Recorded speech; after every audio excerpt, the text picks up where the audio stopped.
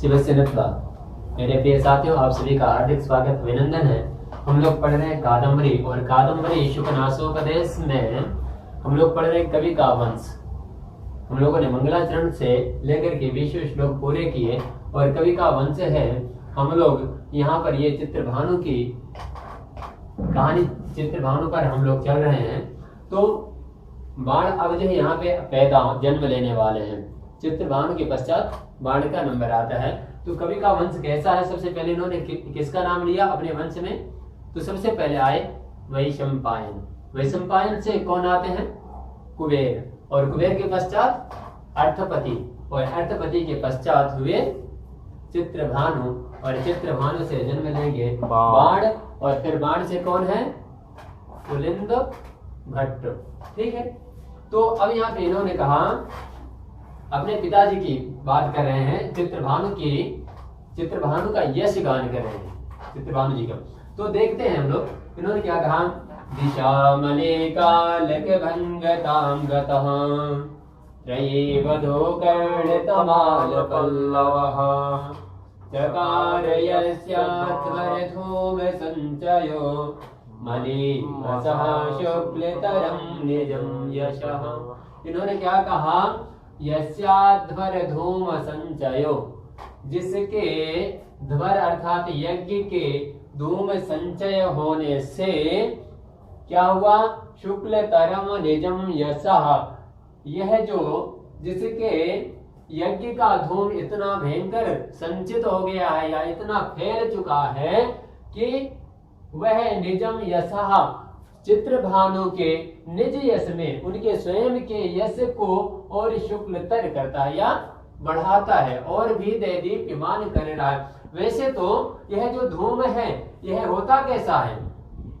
तो यह मलिमसः, अर्थात यह मलिन होता है। वैसे तो धुआं जो है मलिन होता है, परंतु यह जो अध्वर यानी कि जो यज्ञ का धुआं है वह शुक्ल तरम निजम यशः कस्य? चित्रभानु। चित्रभानु के निज यश को शुक्लतर अर्थात दैदीप्यमान और भी कर रहा है ना। और इन्होंने चकार करता है। ठीक है। कैसे और इसका वर्णन कैसे, उपमा क्या देते हैं? बाण भट्ट ने उपमा दिया कि यह धुआं इतना सुंदर है कि पहले तो जो है उनके निज के यश को और भी बढ़ा रहा है, और भी दैदीप्यमान करने वाला है। और उन्होंने इस धुएं की महत्ता या शोभा कैसे बताई कि कैसे सुंदर लगता है? तो कहते हैं दिशा मलिका लग भंगताम गतः, जिस प्रकार दिशा रूपी नायिका, दिशाम अलिका, ठीक है, दिशाम अलिक अर्थात दिशा रूपी नायिका के अलिक अर्थात मस्तक पर लक भंगताम, भंगताम घुंघराले, लक अर्थात बाल जो है, जिस प्रकार दिशा रूपी नायिका के मस्तक पर घुंघराले बाल गता सुंदर लगते हैं, उसी प्रकार यह यज्ञ का धुआं जो संचित हुआ है, जो बिखरा हुआ है आकाश मंडल में, जो फैला हुआ है, वह सुंदर लगता है। जिस प्रकार दिशा रूपी नायिका के मस्तक में घुंघराले बाल सुंदर लगते हैं, वैसे यह धुआं सुंदर लगता है यज्ञ का। फिर आगे क्या कहा इन्होंने, और क्या उपमा दी है? तो कहते हैं त्रयी वधु कर्ण तमाल पल्लवः। त्रयी वधु, त्रयी अर्थात 3 वेद, और वधु कर्ण, जिस प्रकार नई, इन्होंने 3 वेदों को नई वधु मान लिया। क्या है? नई वधु मान लिया। और कर्ण तमाल पल्लवः, जिस प्रकार नई वधु में जो अभी नया ही विवाह हुआ है और वह वधुएं आ रही हैं, तो क्यों इन्होंने क्यों कहा कि त्रयी वधु कर्ण? जब ऐसी बात हो जाती है तो क्या है कि ज्यादा सजती धजती है, वधु अर्थात नवी नहीं होंगे, है ना। तो इन्होंने कहा त्रयी वधु कर्ण तमाल पल्लवः, जिस प्रकार ये 3 वेद रूपी जो वधु हैं वह अपने कानों में तमाल पल्लवः, क्या है? तमाल पल्लव। तमाल कोई वृक्ष रहता रहा पुराने समय में, उसका पत्ता जो है पहले की वधुएं माताएं बहनें पहना करती थी, धारण करती रही, और वह अत्यंत सुंदर होता था।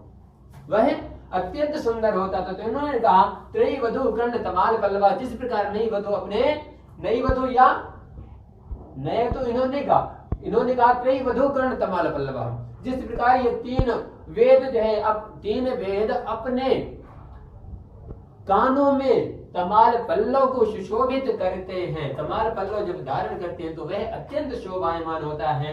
वैसे यस्या ध्वर धूम, अर्थात ध्वर यज्ञ का धुआं सुंदर लगता है। ठीक है, वैसे तो धूम कैसा होता है, तो मलिन होता, परंतु यह धुआं, यज्ञ का जो धुआं है वह निजम यश उनके निज यश को और भी बढ़ाता है, दीप्यमान करता है प्रकार। ठीक है, अगले श्लोक में इन्होंने कहा सरस्वती पाणि सरोज संपुट प्रमृष्ट होम श्रम शीकराम्भस, सरस्वती पाणि सरोज संपुट प्रमृष्ट होम श्रम शीकराम्भस, यशो शुशुक्लीकृत सप्तविष्टपात् ततः सुतो बाण इति व्यजायत।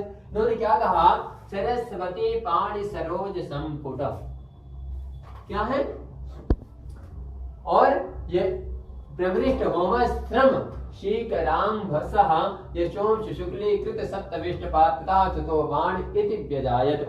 इन्होंने कहा ततः, जिसका जो है ऐसा यश है, जिसका यश जो है यज्ञ का धुआं बढ़ा रहा है और वह धुआं इस प्रकार से सौंदर्य को धारण करता है, ततः उसी का मैं सुत अर्थात पुत्र और शुत बाण इति व्यजायत, मैं जो है व्यजायत जन्म लेता हूं उसी से।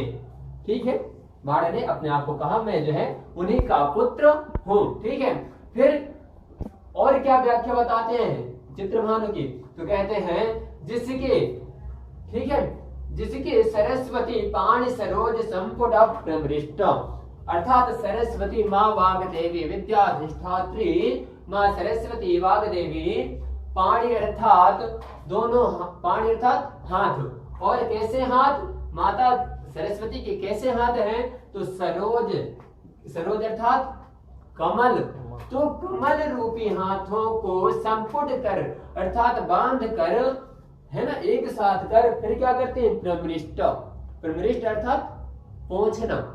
ठीक है, और क्या पहुंचना, तो इन्होंने कहा होम श्रम शीकराम्भसा, होम जब यज्ञ करते हैं तो यज्ञ करने में जो परिश्रम होता है, जब हवि डालते हैं, अग्नि के समीप बैठते हैं, तो क्या होता है, शीकराम्भसा, शीकर अर्थात छोटी छोटी बूंदे, अम्बसा अर्थात जल, अर्थात जो है छोटी छोटी बूंदे, जो पानी पसीना जो निकल आता है उसको क्या करते हैं, प्रमृष्ट पहुंचती है।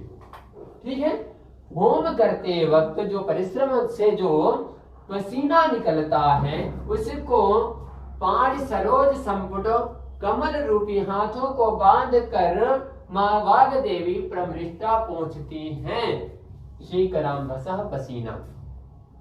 स्पष्ट।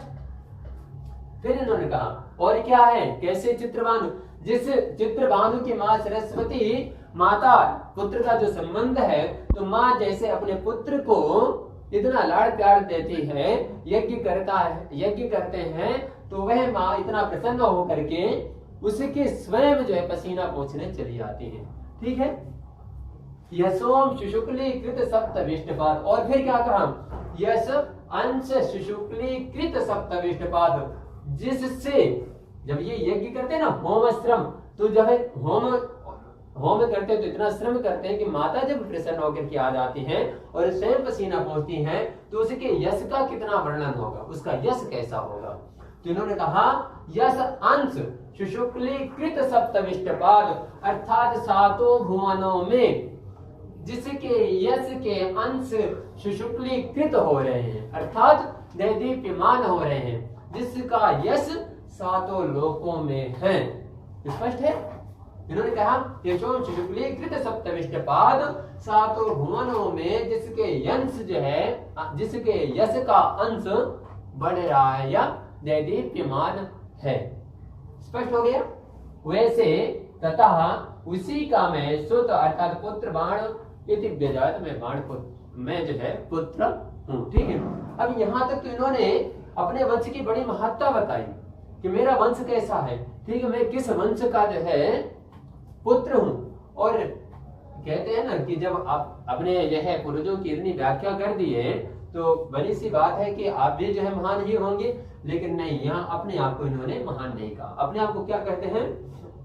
द्विजेन तेनाक्षत कंठ कौंठया महामनो मोहमलीमसान्धया अलब्ध वैदग्ध्य विलास मुग्धया धिया निबद्धेयमतिद्वयी कथा। इन्होंने क्या कहा?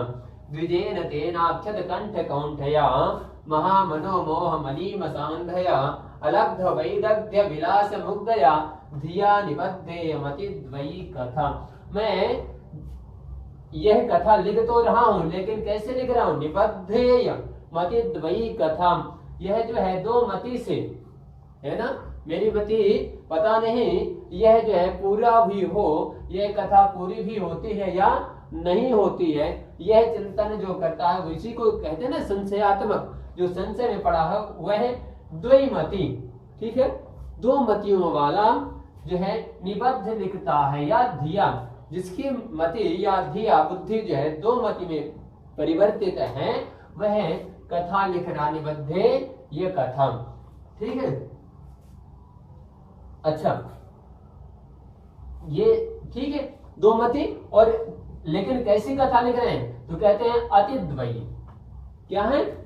जब निबद्धेयम अतिद्वयी कथा, इन्होंने अपनी कथा को नहीं कहा कि मेरी कथा जो है बेकार है, ठीक है, इन्होंने कहा यह जो मैं कथा लिख रहा हूं यह अतिद्वयी है ना, अतिद्वय, इसके जैसे साथ ही हो कोई कथा, ठीक है।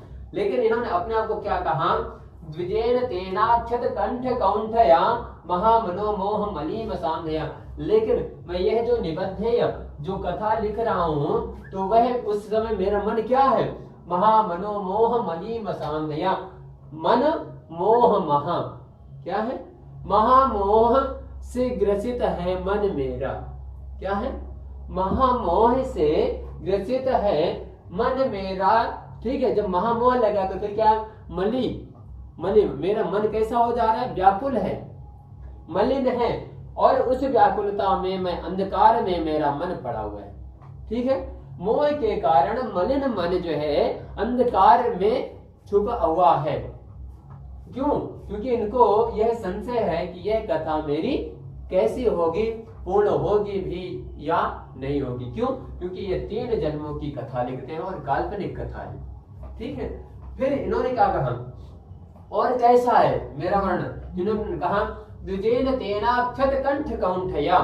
द्विजेन अर्थात एक ब्राह्मण बालक जिसका 5 वर्ष में जनेऊ संस्कार हो गया, उपनयन हो गया हो, और 3 अक्षत कंठ उसका अक्षत कंठ कौंठ है, जिसके कंठ का स्वर भी नहीं सही हुआ हो, है ना।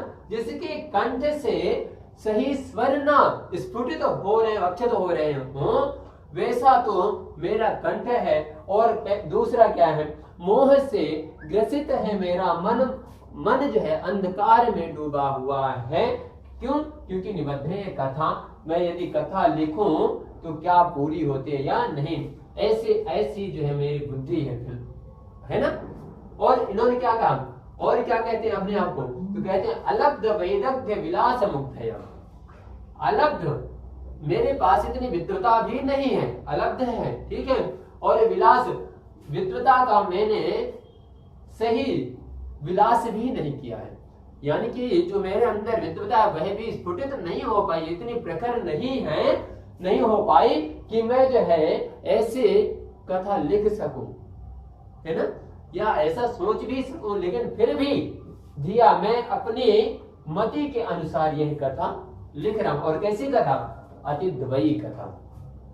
इन्होंने अपनी कथा को अतिद्वयी बताया है और अपने आप को कहते हैं कि मैं एक ब्राह्मण बालक के तरीके, जो छोटा एक बालक होता है जिसके कंठ का स्वर भी सही स्फुटित नहीं होता, और मेरा जो मन है वह भी अत्यंत मलिन तथा अंधकार में डूबा हुआ है मोह के कारण। साथ में अलब्ध वैदग्ध्यम, और मेरे अंदर इतनी विद्वता भी स्फुटित या नहीं हो सकी है, नहीं है कि जो है मैं ऐसी कथा लिख सकूं। ठीक है, तो इन्होंने यह कहा, फिर भी मैं अपने धिया बुद्धि के अनुसार मैं यह अतिद्वयी एक महान कथा लिखने जा रहा हूँ। ठीक है, तो इसी के साथ ये आपको वीडियो पसंद आएगा, आपके लिए लाभकारी होगा। इसी के साथ शुभकामनाएं। महादेव।